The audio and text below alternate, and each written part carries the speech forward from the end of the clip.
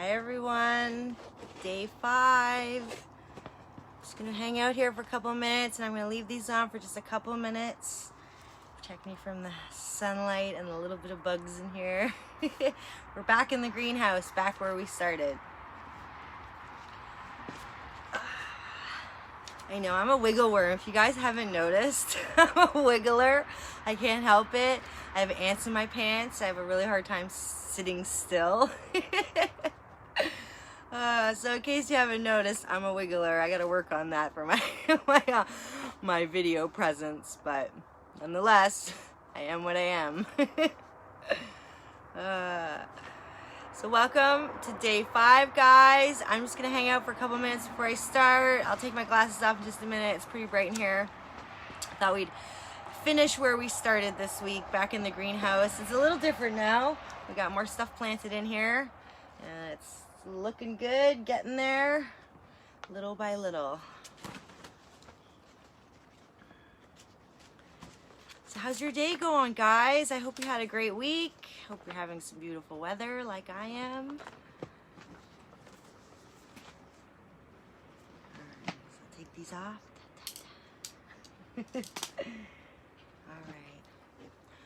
Alright, welcome to our final day of our week together. This really isn't anything new today. We're going to recap everything for the week, and I really hope you guys are bringing some questions today. Hi, welcome. Oh, you're welcome. If you have any questions, today's the day to do it. I may pop on again on the weekend for those of you guys who can't join me right now. But now if you have questions or anything you want to share, now's the time. So I think we had a great week. I think I covered quite a bit. And I really hope you guys have your plans and you got your garden all laid out and you're going to get in there hopefully this weekend if you haven't already. I know my list to do for the garden is endless. My husband's list is endless. He has so much more to do than me. He's constantly building and creating. So it's fantastic, and I think I really enjoyed this workshop, and I plan to do a lot more workshops. And before I go, I'll actually tell you about some of my programs that I have beyond the free workshops. But I think we're going to do a lot more because I had a lot of fun. I had some great conversations with some of you wonderful people after the workshops, and I'm going to be consulting and hopefully helping some of you on the phone when we chat next week, so I'm really excited about that.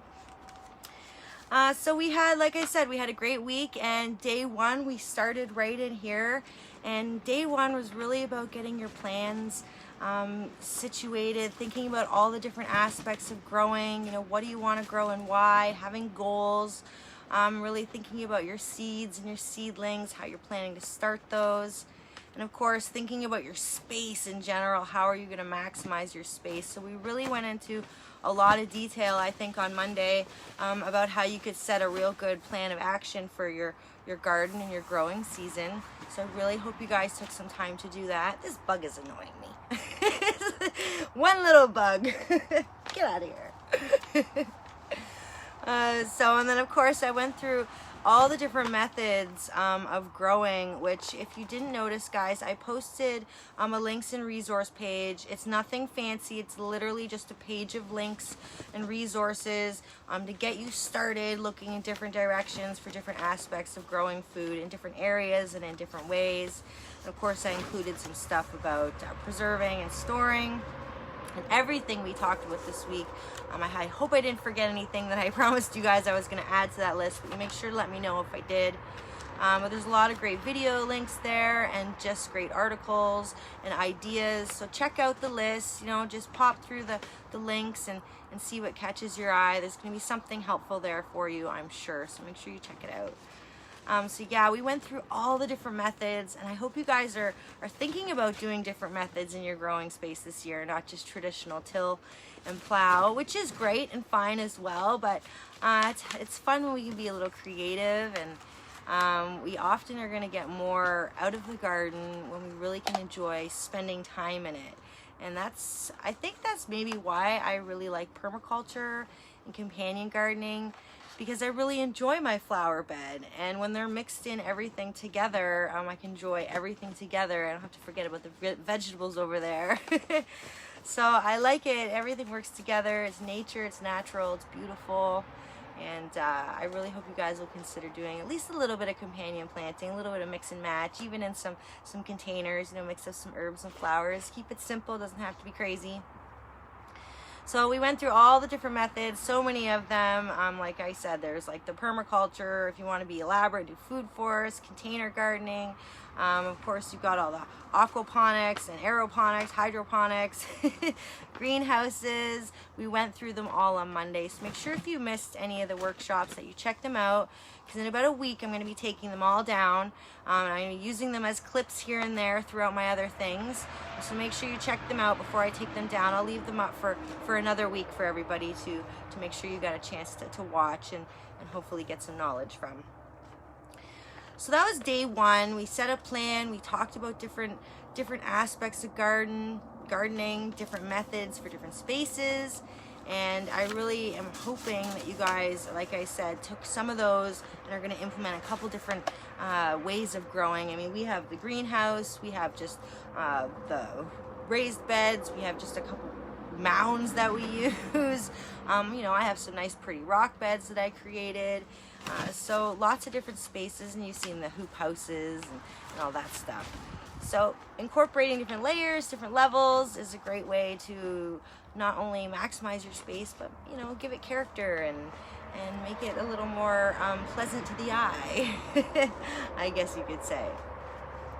So on day two, I gave you guys that checklist, which is in the worksheet there to help you get started, making sure that you're checking off everything. Let's see if I wrote that down right here somewhere. Here we go. So making sure you're starting your seeds, especially anything that's longer than 50 to 60 days. Right now, this is the best time to start planting if you haven't already started. So make sure you get your seeds started right away. And preparing your growing space, of course, setting up any irrigation and water that you might be using or doing. Get it started before you really need it. That way it's there ready for to access when you do need to get some water. Remember, the rainwater is really healthy because it has oxygen in it. So it's just an extra boost for our plants.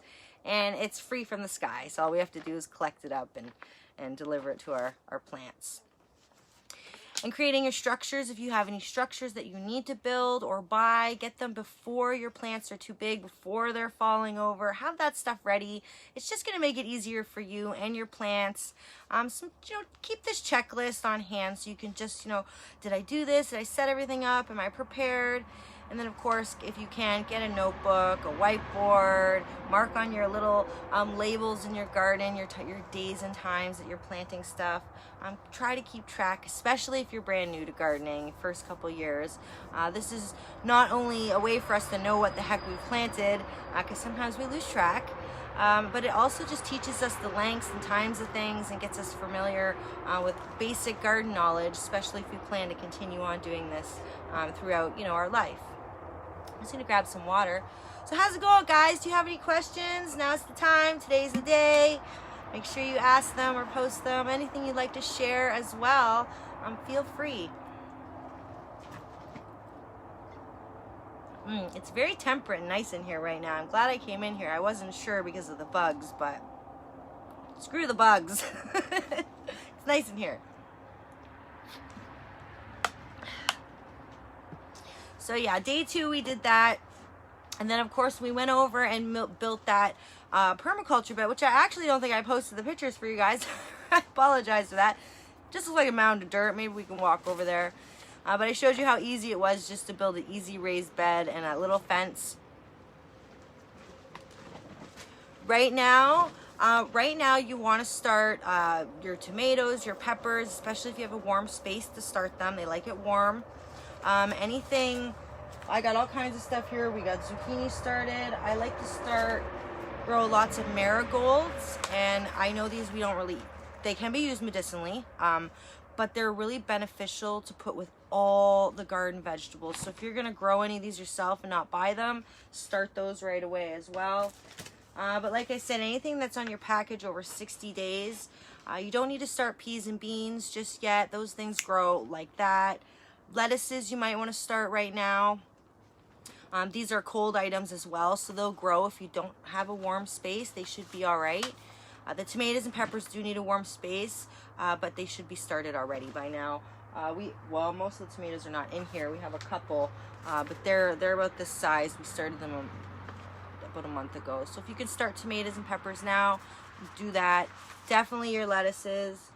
Nothing that you need to directly sow outside, which would be things like carrots, beets. If you want to do your squashes now inside, that would be okay. I have, I don't know where they all are. I have all kinds of butternut squash started already. Cucumbers, start your cucumbers right now. They grow pretty fast, but they grow abundant. You can pick them all season. Yeah, so that's pretty much your basics. You don't want to plant your potatoes yet unless you're doing them in a greenhouse. Like anything that you know is going to be outside, it can wait just a little while longer depending where your climate is. But I would definitely make sure you're having your greens started. Your summer tomatoes and peppers should be started if you're not buying them. And then the next week or so, make sure you're starting your squashes and things like that. Those things are going to go a little bit farther into the season. They don't really need the temperate, so it's okay if you want to hold off just a week or so for those. But generally anything that you're going to be pulling before the end of August, you want to make sure it's growing right now or you're starting it right now. So like I just started sunflowers because I like them nice and big, but again, certain flowers like that, you can just wait a couple more weeks because they go into the fall. What else? So many things to grow. Like I said, your peas and beans, those things can wait. I do those last because they grow super fast.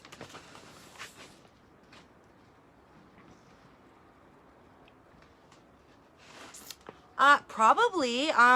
If you're worried about, so what you have to worry about is is it going to get touched by frost in the gazebo? And if it is, you can just put a cloth over it for the evenings. And if you're not worried about frost, maybe the wind is going to be too much. So again, just have something to cover them up in the evening. It really shouldn't be a problem as long as it's warm in there in the daytime for sure. And then at night, you have to cover it up if it's too cold. You really just don't want it to get too cold from wind or any kind of frost. And then you can use thermal heating if you want to put like a couple black buckets, say full of water outside in the daytime to warm up, and then bring them in your gazebo.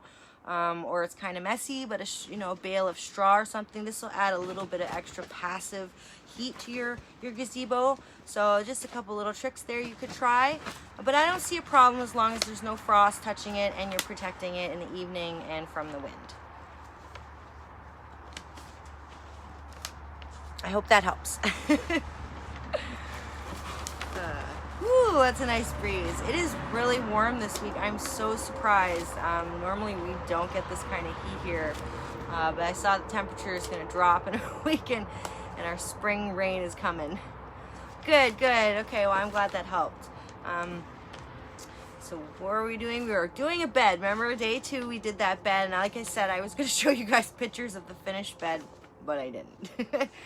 But it looks good. I raised it up like, I don't know what you saw. I just kind of extended it around. So if we have time, I'll go over there and have a quick view. If not, I promise I'll get those pictures posted.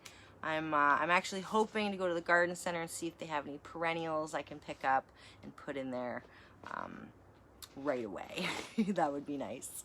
And I am going to buy probably a new fruit tree this week. I'm not sure. Maybe an apple, maybe a cherry. I don't know. I'm excited to expand my orchard. I try to buy a couple a year, and hopefully my daughter is going to buy a couple this year too.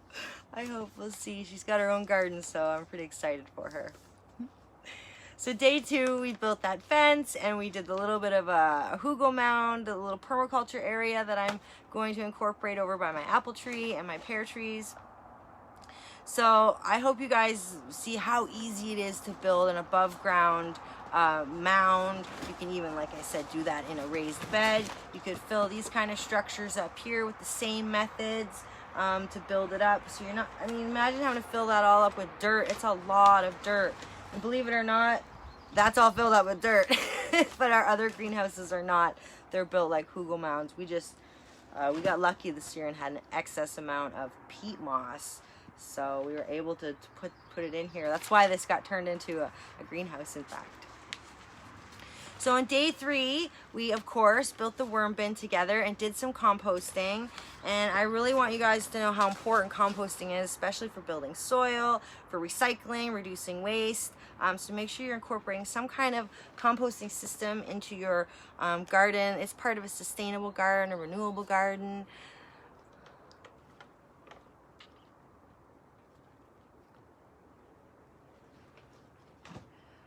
It's really bright in here. I'm trying to read it. Well, there's a few. So there are a couple varieties where some varieties won't come back and some will. Chives will come back every single year. Mostly all mints will come back every single year, all varieties. Now rosemary, there's 2 varieties of rosemary. There's the German, there's 2 of them anyway. One comes back every year and one does not. I'll try to see if I can find which one is which. I cannot remember for the life of me. And the same with oregano. One comes back every year and one does not. Thyme will come back every year. At least mine does, the kind I have. I haven't had any that didn't. So chives will come back, mint will come back, thyme will come back. What else will come back? There's quite a few. Yeah, any kind of chive family, like the little onions and stuff like that, if you let a few stay every year, they'll reseed and regrow. So some things will grow themselves by self-seeding. Things that won't grow, basil won't regrow. You need to grow that every single year. What else? I just totally went blank on all my herbs. What do I got in my cupboard? Is that terrible? Let's get a drink and refresh. Things like chamomile. Chamomile you have to plant every year. Lavender, it depends on the plant. I got a variety that wasn't supposed to come back every year and it's in its 3rd year. So I don't know. Other medicinal plants like coneflower, echinacea. I know it's not really an herb, but it is a medicinal flower and plant that comes back every year. What else? What would you like to grow? Because I'm blank on the rest of, that's just basically what I grow. I grow basil, thyme, rosemary, oregano, chives, chamomile. Yeah, I do my own garlic powder, garlic onion powder, all that stuff, but that's not, it's still separate. So I don't know, what are you planting? So like I was saying about the compost, make sure you guys are getting in your compost area. And I'm going to tell you about my workshop before we go, but I just want to throw in there that one day through my 8-week course, I'm going to be building a big compost with whoever is part of that program. So if any of you guys really want some more hands-on training and accountability and coaching and stuff, that's going to be in my program, which is everything we learned this week and a whole bunch more hands-on stuff and group sessions and things, but I'll talk about it at the end. But anyway, I'm going to build one of the sessions. It's going to be building a big compost. So with their permission, maybe I can share some of those clips with you guys, because I really feel composting is so important and beneficial for gardening, for reducing house waste, for homesteading in general, and self-sufficient living.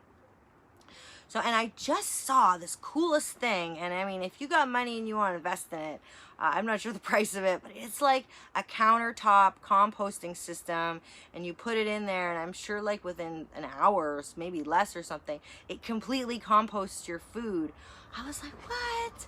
I don't know, it popped up on Amazon. All these things are popping up, renewable energy things, and I thought that was pretty cool. If anybody's seen it, or anybody ever seen one of those at a show, hey lady, what you doing? Looks like we have an escapee. We'll let her get some worms for a little while. I don't know if she escaped. That's funny. I just see this lady walk on by the chicken at the ladies. Like, it's all good. Where is she? I don't know where she's hiding here. But hey, what are you doing over there?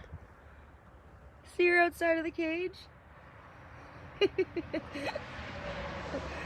They're all like, hey, why are you outside? Oh, that's cute. That's funny. It's always adventurous here on the homestead. I haven't given them names yet. I haven't become too close to them yet because, to be honest, I lost my papers. To be honest, I'm just not really raising them because when I did, you know, I ate the eggs and all that stuff, and I don't know, feel disconnected. You know, because I know that their eggs are gonna be eaten. Not that that's a bad thing or anything. I don't know, I'm strange, I guess. So I haven't named them yet. Maybe in a couple of weeks I'll be a little more friendly with them. It's funny. But those ducks, they are super cute. All right, so where were we? We were on day 3, composting. All right, but day 4, we were in my kitchen. And I am, like I said, an avid canner, but there are so many different ways to preserve and store your food throughout the season. And hopefully you have enough abundance in produce that you're gonna need to store and preserve it. So I did leave a couple links on that resource page for different ways of preserving. I left one link there, and then I left one specifically for canning. But we're going to do a little bit of canning together. I may do a free workshop with that, and of course in my program I do a little bit of training on canning and preserving as well. So preserving your food so many different ways. I love it. I love being able to go in my cupboard in the middle of winter or wherever in my pantry and grab a jar of this and some dried herbs for tea and cooking, and it's fantastic. Especially when you don't have to go drive to the store for something, and it saves money and time, and it's rewarding. So I think it just has full circle benefits, and I really hope you guys are going to have enough of something, even just one item to preserve, and you're going to feel awesome when you go get that in the middle of winter and you didn't have to pay for it. So trust me, it's a great feeling. And you know, my family and I went years and years struggling. I don't know about you guys, but we struggled for years, paycheck to paycheck. My husband made good money, and we never seemed to have enough healthy food. We never had enough time, really. We were constantly just getting grab and go or quick process stuff, and that's why we really transitioned our whole life this way, so we could have healthy at home and afford it and be, you know, feel good about it and provide for our kids in a good way that we just weren't able to, working ourselves to death. So this lifestyle is a lot of work in one way, but it's so much reward in another way. And I really love being able to share and teach and coach you guys into being a little more self-sufficient and sustainable. So preserving was a big part of that for me. I started growing a little bit of food. I started learning how to preserve, and then it just kind of rippled effect from there. We kept going. We just went all the way off the grid and beyond. So it's been fantastic.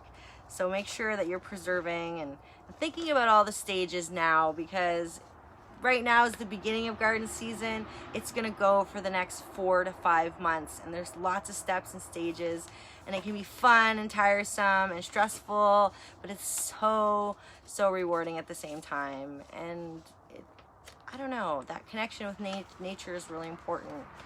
And I think, you know, we have a chance now to embrace it with this COVID, and we should, because who knows when we're gonna have to get back to the grind, get back to reality. Hopefully we don't have to, but you know, it's gonna happen. So you guys have any questions? Kind of just rambling on here. I'm gonna get a drink. If you do, pop them up there. And of course, if you're on the replay, I know many of you watch this on the replay. In fact, most of you watch it on the replay. Please make sure you're posting your questions still. I will answer them. I will get back to you. And of course, I've had many of you message me in DM, so that is also an option if you just want to have a conversation in private. Absolutely, anytime, you make sure you reach out to me. I really, really, really want to help you guys have success growing food for yourself and your family. I really feel you could just enjoy it and get so much health benefit from it. And at the end of the day, it's about health for me. It started out about money. It started about trying to, save our cost of living and still be healthy. But now that I've gone through so many years and all the processes, at the end of the day, it's about my health, my family's health, and the health that we're contributing to the environment.